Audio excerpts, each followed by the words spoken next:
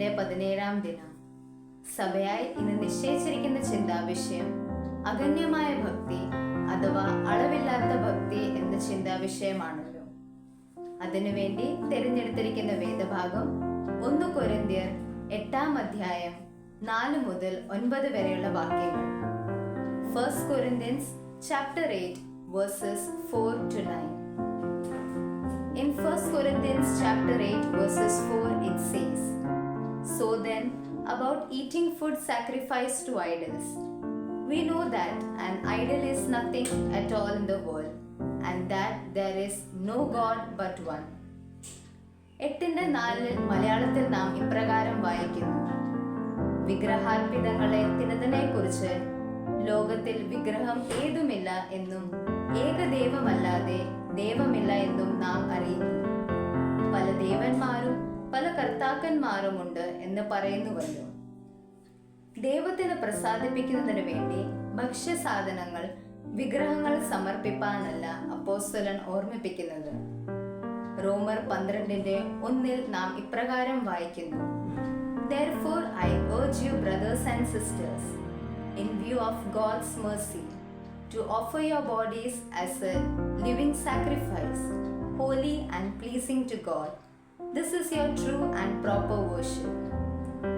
സഹോദരന്മാരെ, ഞാൻ ദൈവത്തിന്റെ മനസ്സലിവ് ഓർപ്പിച്ച് നിങ്ങളെ പ്രബോധിപ്പിക്കുന്നത്, നിങ്ങൾ ബുദ്ധിയുള്ള ആരാധനയായി നിങ്ങളുടെ ശരീരങ്ങളെ ജീവനും വിശുദ്ധിയും ദൈവത്തിന് പ്രസാദവുമുള്ള യാഗമായി സമർപ്പിപ്പീൻ.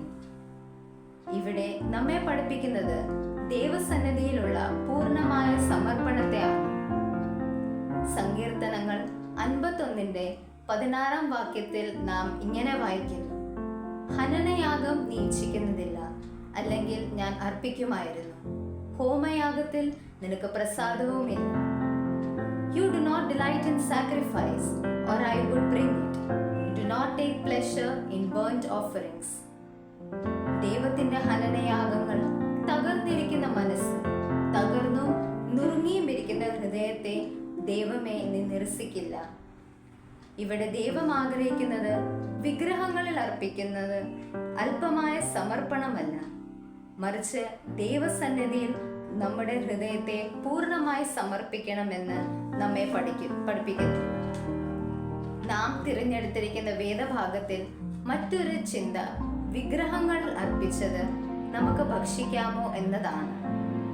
വിഗ്രഹങ്ങളിൽ അർപ്പിച്ചവ ഭക്ഷിക്കുന്നത് ക്രിസ്തീയ വിശ്വാസം അനുസരിച്ച് തെറ്റാണെന്ന് നാം ചിന്തിക്കുന്നെങ്കിൽ അതിന്റെ അർത്ഥം വിഗ്രഹങ്ങൾക്ക് ദൈവികത ഉണ്ടെന്ന് നാം വിശ്വസിക്കുന്നു എന്നുമാണല്ലോ. പിതാവായ ഏക ദൈവമേ നമുക്കുണ്ടെന്നും യേശു ക്രിസ്തു എന്ന ഏക കർത്താവ് നമുക്കുണ്ടെന്നും 1 കൊരിന്ത്യർ 8:6 വാക്യത്തിൽ നാം വായിക്കുന്നു.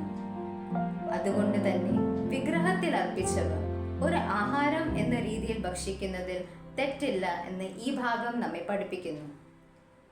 8-ാം വാക്യത്തിൽ നാം വായിക്കുന്നു: ആഹാരം നമ്മെ ദൈവത്തോട് അടുപ്പിക്കുന്നില്ല. തിന്നാഞ്ഞാൽ നമുക്ക് നഷ്ടമില്ല, തിന്നാൽ ആദായവുമില്ല. But food does not bring us near to God.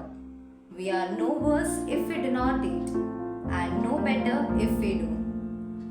ഇതിൽ നിന്ന് നാം മനസ്സിലാക്കുന്നത് നാം ഭക്ഷിക്കുന്ന ആഹാരമല്ല നമ്മെ അശുദ്ധമാക്കുന്നത് എന്നാണ്. മത്തായിയുടെ സുവിശേഷം 15:11 ഇങ്ങനെ വായിക്കുന്നു: മനുഷ്യനെ അശുദ്ധി വരുത്തുന്നത് വായ്ക്കകത്ത് ചെല്ലുന്നതല്ല, വായിൽ നിന്ന് പുറപ്പെടുന്നതത്രേ അത് മനുഷ്യനെ അശുദ്ധമാക്കുന്നു. What goes into someone's mouth does not defile them, but what comes out of their mouth, this is what defiles them. അതുകൊണ്ട് ഈ നോമ്പിന്റെ കാലഘട്ടത്തിൽ ദൈവസന്നിധിയിലുള്ള അല്പമായ സമർപ്പണത്തിൽ കൂടെയുള്ള ഭക്തിയല്ല, അല്പമായ ഭക്തിയല്ല, അളവില്ലാത്ത ഭക്തി അത്രേ ദൈവം ആഗ്രഹിക്കുന്നത്. കൂടാതെ ഈ നോമ്പിൽ ഭക്ഷണത്തിലുള്ള ചില ക്രമീകരണങ്ങൾ മാത്രം ചെയ്യുകയല്ല, അതിലുപരി വാക്കിലും പ്രവൃത്തിയിലും നമ്മെ തന്നെ നിയന്ത്രിപ്പാൻ, ദൈവവചനത്തോടെ കൂടുതൽ അടുക്കുവാനും ഈ നോമ്പിടയാകട്ടെ എന്ന് പ്രാർത്ഥിച്ചുകൊണ്ട് നിർത്തുന്നു. ദൈവം നമ്മെ അനുഗ്രഹിക്കട്ടെ.